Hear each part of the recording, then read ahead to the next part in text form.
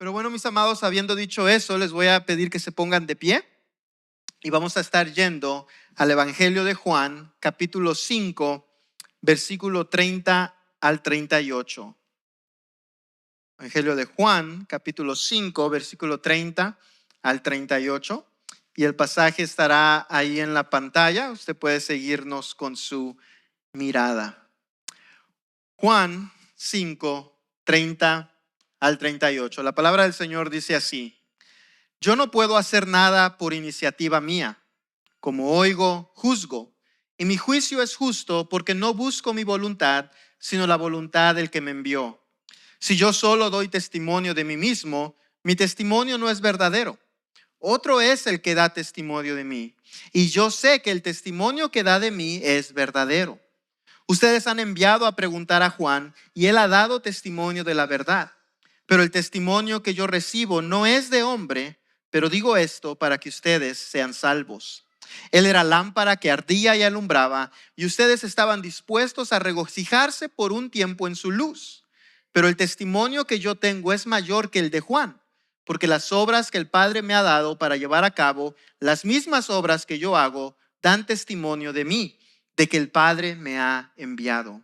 El Padre que me envió, Él ha dado testimonio de mí, pero ustedes no han oído jamás su voz, ni han visto su apariencia, y su palabra no la tienen morando en ustedes, porque no creen en aquel que Él envió. Vamos a orar. Señor, venimos delante de ti en esta hora, Padre, dándote primeramente gracias por este día que nos permites estar aquí para escuchar tu palabra. Gracias por todas las personas que nos están visitando hoy, Padre. Te pedimos que tu palabra sea de bendición para cada uno de nosotros, Señor. Te pedimos que nos des el entendimiento, Padre, para que no solamente comprendamos tu palabra, sino para que también tengamos la fuerza, la voluntad y determinación, Señor, de ponerla en práctica en nuestras vidas. Que seamos, Padre, como nos dice Santiago, no solamente oidores de tu palabra, sino también hacedores de ella, Señor. Muchas gracias por cada uno de mis hermanos, Padre. Yo te pido que hagas tu voluntad en cada una de nuestras vidas. Todo esto lo oramos, Dios, en el nombre de Jesús. Amén y amén. ¿Pueden tomar asiento, mis hermanos? El día de hoy estaremos hablando y continuamos este discurso que nuestro Señor Jesucristo comenzó después de esta acusación tan fuerte que hicieron los judíos, que muy probablemente hace referencia a fariseos, en contra de él. Si bien recuerdan, el contexto de casi todo Juan 5 es Jesús sana a un hombre paralítico que llevaba ya 38 años en esa condición. Ahora, el error brutal que cometió Jesús a ojos de estos hombres es que lo había hecho en día de reposo, Dado que lo había hecho en día de reposo, y aún su excusa inmediata de haberlo hecho fue que su padre hasta esa hora trabajaba y él también. Los fariseos, nos enseña la escritura en el verso 18, querían matarlo. ¿Por qué razón querían matarlo? Ellos nos explican. Porque al decir que él y su padre trabajaban, se estaba haciendo Jesús igual a Dios. Así que del versículo 19 hasta el versículo 47 del capítulo 5 entramos, pudiéramos decirlo de esta manera, a la defensa que Jesús da delante de estos hombres que quieren matarlo. De hecho, mis amados hermanos, quiero que sepan que una de las razones que estamos dedicando tanto tiempo a este capítulo es porque aún capítulos más tarde seguiremos regresando a este evento. De hecho, sigue siendo la razón años más tarde por la cual los fariseos querían matar a Jesús. ¿Se dan cuenta? Sin importar todo lo que hace a lo largo de su ministerio, los milagros, las enseñanzas, la misericordia que muestra a las multitudes, sin importar nada de eso, a lo largo de todo el ministerio de Jesús, los fariseos quieren matarlo exclusivamente, no necesariamente únicamente, pero por este milagro que él hizo a este hombre. Y no solamente es el milagro el problema es más profundo. Era un problema de autoridad. Estos hombres, al darse cuenta que Jesús proclamaba tener una autoridad más grande que la de ellos, se llenaron de odio. Ahora Jesús hace algo muy interesante, comenzando en el verso 30 hasta el verso 47. Y prácticamente lo que él hace es, él voltea la situación. Y déjame te explico cómo sucede esto. ¿Alguna vez alguien ha hecho algo que te ofende y tú comienzas a tener una conversación con esta persona y la conversación se alarga un poco y cuando te das cuenta resulta que el acusado y el culpable eres tú? ¿Te ha pasado eso? Especialmente pasa entre esposo y esposa, ¿verdad? El esposo le hace algo a la esposa, comienza la discusión y ya van a medias y resulta que ahora la culpable de todo es la esposa. Bueno, sucede algo muy similar en esta situación. Jesús comienza con una defensa, pero ya en el verso 30 Jesús voltea la moneda y les dice a ellos, oigan, ustedes, a pesar del testimonio mío, a pesar del testimonio de Juan, a pesar del testimonio del Padre, y después nos hablará la siguiente semana, a pesar del testimonio de las Escrituras, el testimonio de Moisés, el testimonio de los profetas, ustedes rehúsan creer en mí. ¿Se imaginan cómo se sintieron estos hombres? Oye, tú nos estabas dando defensa de qué autoridad tenías para sanar en el día de reposo, mas he aquí terminas acusándonos a nosotros de ignorar el testimonio acerca de quién tú eres. Así que Jesús comienza a hacer esto en este hermoso pasaje y lo que él hará, él presentará 3 testimonios. Número 1, su propio testimonio. Número 2, el testimonio de Juan. Y número 3, el testimonio del Padre, el cual hemos llamado el supremo testimonio del Padre, el supremo testimonio del Padre. Así que a lo largo de este mensaje trataré de mantenerlo corto. Yo te invito a que tú te hagas la siguiente pregunta. Y es esta, y creo que me le movieron. Yo lo voy a controlar. Gracias. La siguiente pregunta, ¿cómo respondes al testimonio del Padre acerca de Jesús? ¿Cómo tú respondes al testimonio del Padre acerca de Jesús? Si bien nos damos cuenta en la Escritura, el Padre da testimonio acerca de su Hijo una y otra vez. Estos hombres, la manera que respondieron a ese testimonio fue con brutalidad, fue con odio, fue con coraje y eventualmente con homicidio. ¿Por qué razón? Porque quisieron matar al Hijo de Dios. Y no solamente ellos, sino que cuando Jesús está delante de Pilato, nos damos cuenta que aún incitaron a las multitudes a que gritaran ¿qué? Crucifíquenlo, crucifíquenlo, crucifíquenlo. Cuando tú eres presentado con la autoridad de Cristo, con el testimonio que el Padre da de Cristo, ¿cómo es que tú respondes? ¿Respondes con humildad? ¿Respondes humillándote delante de Cristo y aceptando y reconociendo que Él es Señor sobre todos? ¿O de la misma manera que estos hombres te llenas de odio, te llenas de rencor y quieres deshacerte de Cristo? Bueno, el día de hoy, mis amados hermanos, veremos los 3 testimonios que Cristo presenta para que tú y yo nos sometamos delante de Él, el único Dios verdadero. Así comencemos con el primer testimonio que se nos presenta. Y este es el testimonio de Jesús, el testimonio de Él mismo. Lo primero que Jesús nos dice acerca de esto es que la obra del Hijo, en otras palabras, todo lo que Jesús hace está sujeto a la voluntad del Padre. Veamos nuevamente nuestro verso 30. Nos dice de la siguiente manera: yo no puedo hacer nada por iniciativa mía. Como oigo, juzgo, y mi juicio es justo porque no busco mi voluntad, sino la voluntad de que me vio. ¿Qué es lo que dice Jesús? Yo no puedo hacer nada por iniciativa misma. Y nos topamos con un problema aquí de traducción, porque lo hace sonar como que Jesús es incapaz de hacer algo por él mismo. Mas sin embargo, el corazón de lo que Cristo está diciéndoles a ellos es que todo lo que Él hace, lo hace en armonía con el Padre. Si bien recuerdan, es lo mismo que se nos introdujo, verso 19 al 21, que Jesús todo lo que hace, lo hace en armonía juntamente con el Padre. Jesús dijo esto en el verso 19, yo hago todo lo que veo hacer al Padre. Y aún en el verso 21 dijo, yo doy vida a quien yo quiero dar vida. En otras palabras, Jesús no estaba de alguna manera diciendo que él era incapaz de hacer algo, sino que él solamente obraba conforme a la voluntad del Padre. Por eso continúa diciendo en el pasaje, oigo y juzgo, y mi juicio es justo. ¿Por qué razón?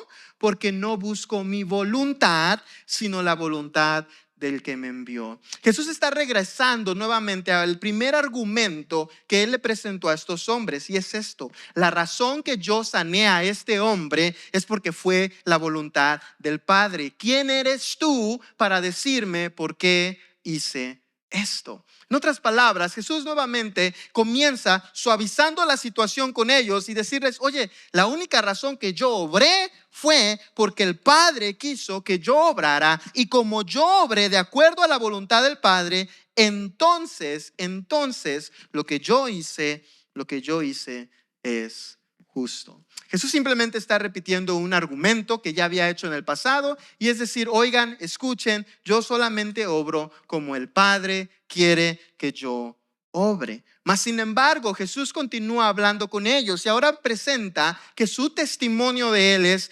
veraz, es cierto y suficiente. Veamos lo que dice el verso 31. Si yo solo doy testimonio de mí mismo, mi testimonio no es verdadero. Ahora, al escuchar esto, tal vez pensemos en nuestra mente como que aquí hay una contradicción. Porque si bien recordamos en Juan 8:14, Jesús más adelante dirá, aunque yo doy testimonio de mí mismo, mi testimonio es verdadero. Mas he aquí dice algo diferente. Si yo solo doy testimonio de mí mismo, mi testimonio no es verdadero. Lo que está haciendo Jesús ahora es, primero les aclaro algo: yo todo lo que obro lo hago conforme a la voluntad del Padre. Mas sin embargo, aún por medio de sus leyes, por medio de sus tradiciones, yo puedo mostrarle a ustedes que mi testimonio, que quien yo soy, es verdad. ¿Y cómo lo va a hacer Jesús? Bueno, haciendo y siguiendo la ley y tradición que ellos seguían. ¿Cuál es la tradición que estos hombres seguían? Que toda cosa iba a ser probada, ¿por qué? Por 2 o más testigos. Así que Jesús está a punto de hacer eso. Él está a punto de probar que lo que él está haciendo es verdadero. ¿Y cómo lo va a hacer? Bueno, déjenme les doy un adelanto. Lo hará por medio de la enseñanza y el testimonio del Padre.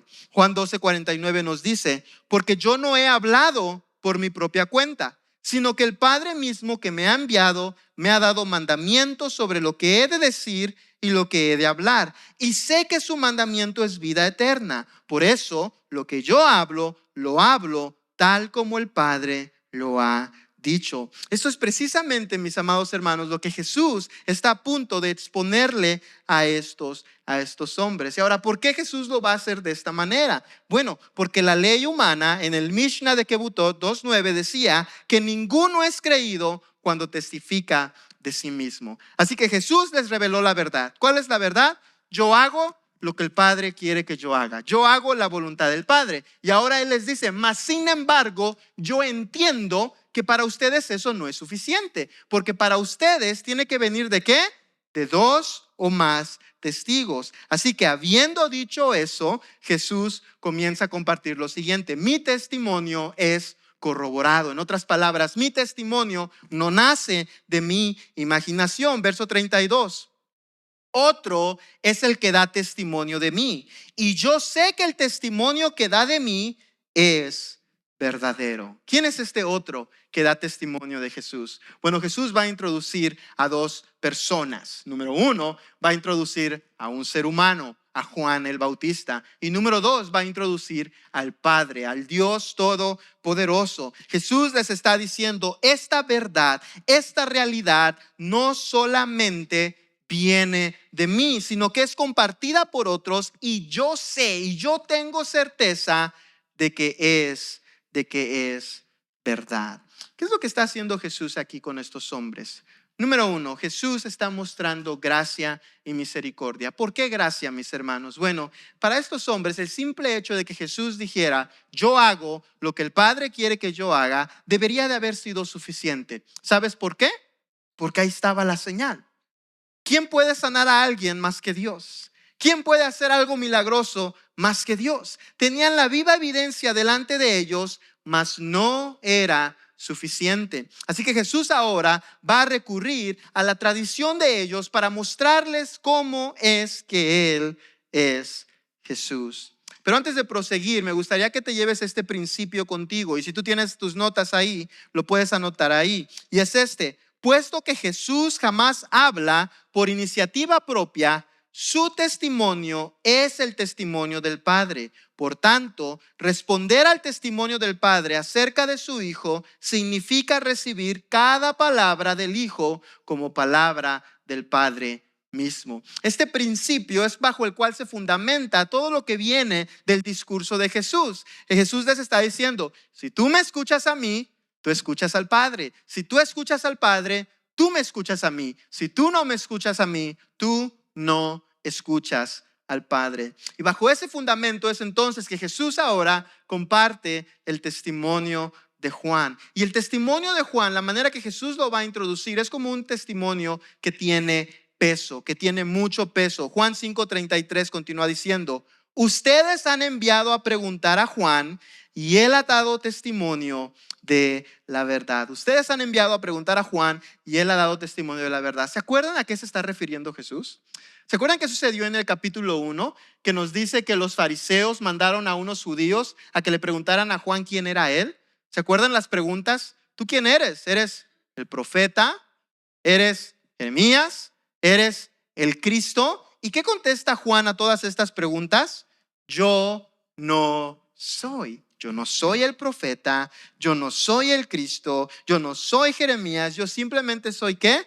La voz que anda en el desierto, la voz que proclama e introduce a este que ha de venir. Jesús los está invitando a que consideren un testimonio que ellos mismos ya habían escuchado antes, el de Juan el Bautista. Y Jesús dice, y él les dijo la verdad. ¿Cuál es la verdad que Juan les dijo? Número 1, en Juan 1:20, yo no soy el Cristo. Número 2, en Juan 1:26, en medio de ustedes está uno que ustedes no conocen. Juan les dijo a estos hombres, oigan, yo no soy el Cristo, pero Cristo ya está entre ustedes. Número 3, en Juan 1:29, Juan les dijo, este es el Cordero de Dios que quita el pecado del mundo. ¿Qué está haciendo Jesús con estos hombres? Está dándoles una prueba de su propia medicina. Ustedes dicen que yo no soy Jesús porque simplemente estoy diciéndolo yo, mas sin embargo Juan a que ustedes admiran, él dijo que yo era el Cristo, el Cordero de Dios que quita el pecado del mundo. Y no solamente eso, sino en el verso 32 del capítulo 1 también dijo Juan que él vio al Espíritu descender y permanecer ¿sobre quién? Sobre Jesucristo. De hecho, Juan 10:41 nos dice algo interesante acerca de lo que estos hombres pensaron acerca del testimonio de Juan. Nos dice esto: muchos vinieron a él y decían, aunque Juan no hizo ninguna señal, sin embargo, todo lo que Juan dijo de refiriéndose a Jesús, era verdad. Así que, ¿qué está haciendo Jesús con estos hombres? Les está mostrando a ellos que el problema no era de que si Jesús era verdad o no, el problema estaba en sus corazones, que ellos no eran capaces de reconocer a Cristo Jesús. Mi amado hermano y hermana, una de las razones por las cuales nosotros muchas veces tenemos problemas con aceptar la palabra de Dios, con reconocer a Jesucristo como el Hijo de Dios, no es porque falte evidencia, sino es por el problema que hay de necedad y de pecado en nuestros corazones que nos ciega totalmente a ver la realidad de quién es Jesucristo. Eso es lo que está pasando con estos hombres. Ellos están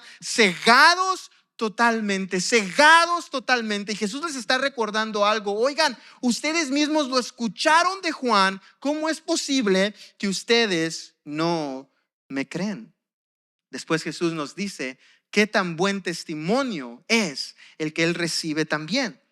Juan 5:34 continúa diciendo, pero el testimonio que yo recibo no es de hombre, pero digo esto para que ustedes sean salvos. ¿Qué dice Jesús? El testimonio que yo recibo no es de hombre. Lo que Jesús está diciendo es, miren, primeramente, de acuerdo a sus leyes, de acuerdo a sus tradiciones, yo puedo demostrarles que yo soy el Hijo de Dios. Mas, sin embargo, hay un mejor testimonio que yo tengo. ¿Cuál es ese testimonio que Jesús tiene? El del Padre, el testimonio que el Padre ha dado de Él. Quiero que piensen por un momento lo que Jesús está diciendo. Jesús mismo exaltó a Juan el Bautista de una manera increíble. Jesús dijo en Mateo 11:11 que no había hombre nacido de mujer mayor que Juan el Bautista. Y sin embargo, Jesús está diciendo, mas yo, he aquí, hay alguien aún mayor que Juan que da testimonio de mí. ¿Y por qué dice esto Jesús? Pero digo esto para que ustedes sean salvos. Lo que está haciendo Jesús es, Él está diciendo, yo me estoy ahora sí que bajando a sus estándares, a sus estatutos. Y recuerden, ¿quién es el que juzga? Jesús. ¿Quién es el único que tiene esa autoridad? Jesús. Mas sin embargo, Jesús les está diciendo, yo me estoy bajando de cierta manera a su manera de ver las cosas para que ustedes puedan ser salvos. Mas sin embargo, nuevamente, ese no era el problema. No era un problema de evidencia, era un problema de oscuridad en el corazón de estas personas. Era un problema de pecado, un problema de pecado que les causó que ellos solamente tuvieran una recepción temporal, porque saben que en algún momento sí le creyeron a Juan. Sí se gozaron con el testimonio de Juan. Veamos lo que nos dice Juan 5:35. Él era lámpara que ardía y alumbraba, y ustedes estaban dispuestos a regocijarse por un tiempo en su luz. Jesús les está diciendo, ¿por qué están tan confundidos delante de mí? Ustedes estaban dispuestos a escuchar el testimonio de Juan. De hecho, hasta se regocijaban en él. Y es interesantísima la palabra que usa Jesús, porque esta palabra es el gozo más extremo que una persona puede sentir. Jesús les está diciendo, ustedes estaban dispuestos a llenarse de gozo por la noticia que Juan estaba dando. Ustedes estaban dispuestos a llenarse de alegría de saber que el Mesías estaba aquí. Pero ¿cómo sucedió? Solamente por un tiempo, solamente por un tiempo. ¿No somos así nosotros también, mis amados hermanos? A veces escuchamos la palabra de Dios y nos gozamos y a veces te aplaudimos y decimos, háblame, Señor. Pero después, ¿qué sucede? Cuando se pone dura la situación, empieza a no gustarnos. ¿Saben qué cambió todo con Juan el Bautista? Ellos se gozaban, ellos se alegraban, y nos dice Mateo 3:5 que entonces Jerusalén, toda Judea y toda la región de alrededor de Judá acudían a él y confesaban sus pecados, eran bautizados en el río Jordán. Pero noten verso 7, pero cuando vio que muchos de los fariseos y saduceos venían para el bautismo, les dijo, camada de víboras, ¿quién les enseñó a huir de la ira venidera? En otras palabras, el problema de estos hombres es que no querían ser confrontados por su pecado. En el momento que Juan comienza a hablarles de su pecado, ¿qué hacen ellos? El gozo se va, la alegría se va, y de igual manera que querían matar a Jesús, comenzaron a querer matar a Juan. Mi amado hermano, ese problema lo mostramos nosotros hoy en día. Decimos que nos gusta la palabra de Dios, decimos que amamos a Jesús, decimos que queremos servirles, pero en el momento que somos confrontados con nuestro pecado, ¿qué hacemos? La alegría se va, el gozo se va. Esta iglesia es legalista, vámonos. Hacemos lo mismo que estos hombres, porque la palabra es dura. Mas sin embargo, Jesús le habla a ellos y les dice, el testimonio de Juan era verdadero, el testimonio de Juan era honesto, y ustedes debieron haberlo escuchado para que fueran salvos. Mas sin embargo, tristemente, no fueron salvos.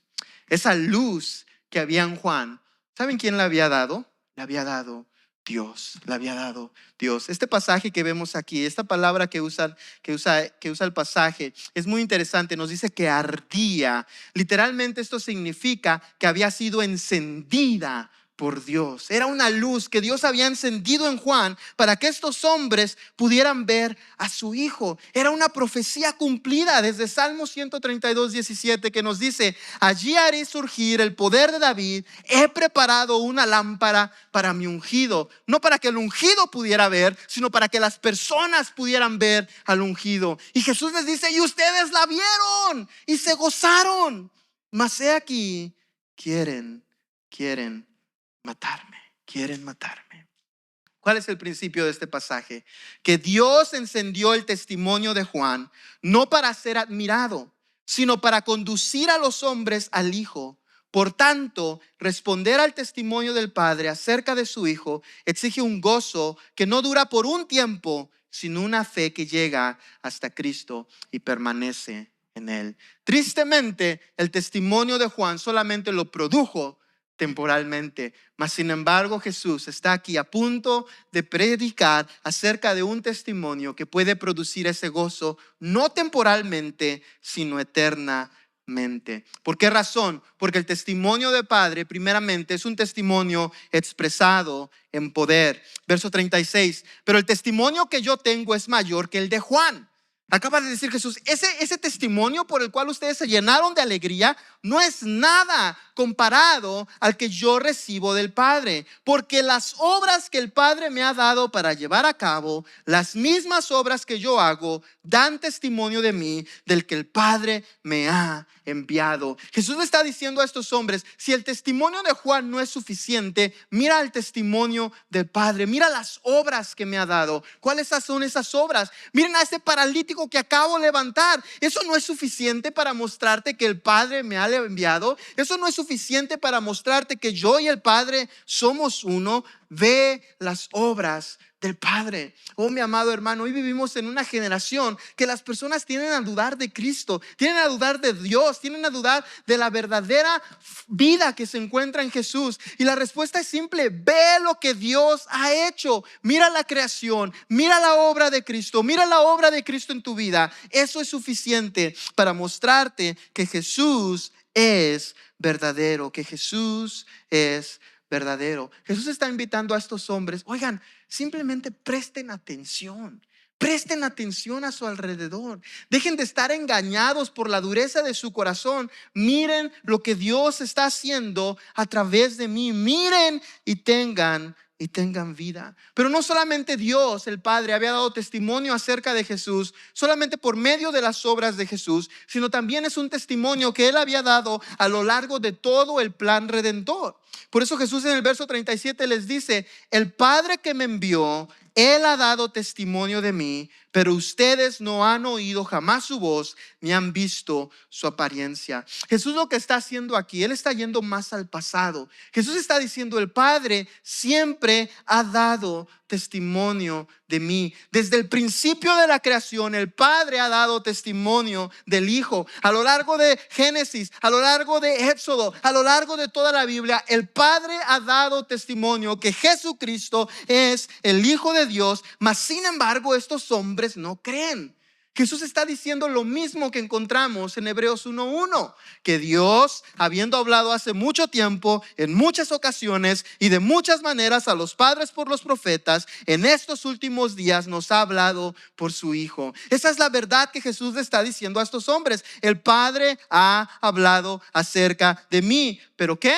Pero ustedes no han oído jamás su voz, ni han visto su apariencia. Ustedes que se llaman ser religiosos, ustedes que se llaman ser hombres del libro, ustedes que se llaman fariseos, no han ¿qué? Oído su voz ni visto su apariencia. ¿Saben por qué esto probablemente los hizo enojar muchos? Porque los judíos en aquellos tiempos solían decir: hemos oído a Dios y hemos visto a Dios y lo hemos hecho por medio de nuestros padres. Ellos decían que así como Moisés escuchó la voz de Dios en el Sinaí, ellos la escuchan por medio de Moisés. Y que así como Jacob vio la forma de Dios en Peniel, ellos lo han visto por medio de Jacob. Mas Jesús aquí les está dando una cachetada y les está diciendo: ustedes no lo han oído y ustedes no lo han visto. ¿Por qué razón? Porque ustedes no creen en mí, porque ustedes no creen en mí. Verso 38, el Padre les ha dado testimonio, mas ustedes han rechazado su testimonio. y su palabra no la tienen morando en ustedes porque no creen en aquel que Él envió.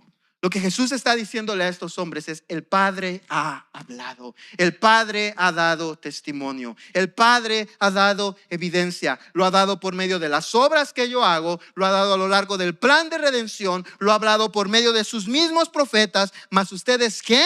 Ustedes no tienen esa palabra en ustedes. ¿Por qué razón? Porque no creen en aquel que Él envió. Mi hermano, hoy muchas personas creen que van a ir al cielo simplemente porque nacieron y existen y por eso van a ir al cielo. Mas sin embargo, la palabra de Dios nos enseña que solamente aquellos que tienen a Cristo encuentran paz con Dios. Sin Cristo no tienes nada. Cristo en tu vida es la evidencia de que Dios está contigo. Cristo en tu vida es la evidencia de que la palabra de Dios mora en ti. Sin Cristo no tienes a Dios. No nos engañemos como estos hombres. Ni la religión, ni la tradición, ni los rituales te dan vida. Solamente Cristo. Y esto es lo que Él está diciendo a estos hombres. Ustedes tienen que entender que si no creen en mí, no hay esperanza para ustedes. No hay esperanza para ustedes. Nuevamente, mis amados hermanos, el problema brutal de estos hombres era el pecado que había en su corazón. El pecado que había en su corazón. El principio de este pasaje es bien sencillo. El Padre ha testificado de su Hijo con obras de poder y con todo el plan redentor. Por tanto, responder al testimonio del Padre acerca de su Hijo se reduce a una sola cosa: creer en aquel que Él envió, pues rechazarlo a Él es la prueba de que su palabra no mora en nosotros. ¿Por qué tanto pleito Jesús con esta realidad? Algo que hemos aprendido en el Evangelio de Juan hasta este punto es que Jesús tiende a enfatizar mucho cómo una persona está posicionado en relación con Él. ¿A qué me refiero con eso? Para Jesús, tal pareciera que ni tus obras, ni lo que dices, ni lo que haces, ni cómo actúas importa tanto de la manera que tú estás posicionado con Él. En otras palabras, lo que Jesús quería que estos hombres entendieran es que tenían una necesidad profunda de Cristo Jesús y que sin Él estaban perdidos. Sin Cristo, cada uno de estos hombres estaba perdido. ¿Sabes por qué razón? Primera de Juan 5:10 nos resume todo esto que Jesús está enseñando aquí. El que cree en el Hijo de Dios tiene el testimonio en sí mismo. El que no cree a Dios ha hecho a Dios mentiroso, porque no ha creído en el testimonio que Dios ha dado respecto a su Hijo. Déjame te doy un poco de aplicación de todo esto, mi amado hermano. Vivimos en una generación en la que tal pareciera que el cristianismo se está haciendo compatible con la sociedad. ¿Por qué razón? Los cristianos queremos amar, la sociedad quiere amar. Los cristianos queremos ayudar, la sociedad quiere ayudar. Los cristianos queremos salir adelante, la sociedad quiere salir adelante. De hecho, he escuchado a personas aún decir: yo no creo en Dios, pero veo un gran beneficio de ir a la iglesia, porque queremos lo mismo, queremos lo mismo. ¿Sabes cuándo nace el problema? Cuando metemos a Cristo. Pero tienes que seguir a Cristo, tienes que someterte a Cristo, tienes que creer en Cristo. Solamente en Cristo hay vida y ahí hay problema. ¿Sabes que nuestra religión, si la quisiéramos llamar así, pudiera ser la más amigable en el mundo si sacáramos a Cristo de la ecuación? Si sacáramos a Cristo de la ecuación, de la noche a la mañana los musulmanes no tendrían mucho problema con el cristianismo. Si sacáramos a Cristo de la ecuación, de la noche a la mañana los hindús no tuvieran mucho problema con el cristianismo. Si sacamos a Cristo de la ecuación, de la noche a la mañana los budistas no tendrían mucho problema con el cristianismo. Mas sin embargo, si sacamos a Cristo de la ecuación, nos quedamos perdidos, absolutamente sin esperanza, dirigidos al infierno. Mi amado hermano, una de las razones que el Evangelio de Juan enfatiza tanto la divinidad de Cristo es porque si no tenemos la idea correcta de quién es Cristo, estamos perdidos. Cristo no fue un maestro, Cristo no fue solamente un hacedor de milagros, Cristo es el Hijo de Dios, Dios en la carne, y sin esa confesión te vas al infierno. Sin esa confesión, cada uno de estos hombres estaban perdidos. Por eso es que el testimonio del Padre es que Cristo es el Hijo de Dios. El testimonio de Juan el Bautista fue que Cristo es el Hijo de Dios y nuestro testimonio debe ser el mismo. Cristo es el Hijo de Dios. No hay nadie más. Pero aquí el problema, mis amados hermanos. Esto no solamente es algo que se dice, es algo que se vive. Es algo que se vive. Estas personas, su mayor problema era que no querían vivirlo. ¿Saben por qué se gozaban y se alegraban con Juan?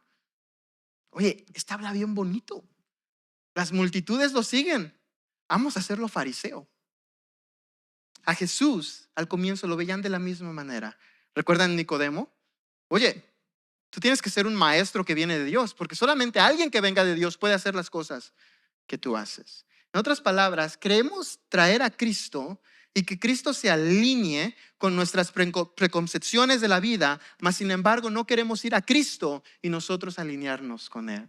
Pero el mensaje de la palabra de Dios es que tú y yo tenemos que dejarlo todo y someternos a Cristo totalmente. Y cuando tú y yo hacemos eso, el mensaje de la Escritura es que tú y yo encontramos vida. Déjame te leo un pasaje para simplemente darnos un vistazo a lo que viene en este hermoso pasaje. Verso 39 nos dice: ustedes examinan las Escrituras porque piensan tener en ellas la vida eterna. Y miren lo que dice Jesús: y son ellas las que dan testimonio de mí. Nuevamente, dirigiendo todo a Cristo. Me gustaría nuevamente, mi amado hermano y hermana, hacerte la pregunta: ¿cómo respondes al testimonio del Padre acerca de su Hijo? ¿Cómo respondes? ¿Estás simplemente enamorado de la idea de ser cristiano? ¿Estás simplemente enamorado de los ritos, de las tradiciones? ¿O verdaderamente estás mirando al Hijo de Dios y te estás sometiendo a Él? Porque solamente en Él hay vida. Solamente en Él hay vida. El cristianismo sin Cristo no es cristianismo. Solamente en Cristo hay vida. Mi amado hermano, vivimos en una generación en que hay ataques por todos lados hacia la divinidad de Cristo, que fue un gran maestro, que fue una gran persona. Mi hermano, Cristo es el Hijo de Dios. La palabra fue, el verbo pasado, no se alinea con quien Cristo es, porque Cristo es. Él es para siempre. Así que, mi amado hermano, no permitas que nada pervierta ni perturbe en tu mente quién es Jesucristo. Pónganse de pie, mis amados hermanos.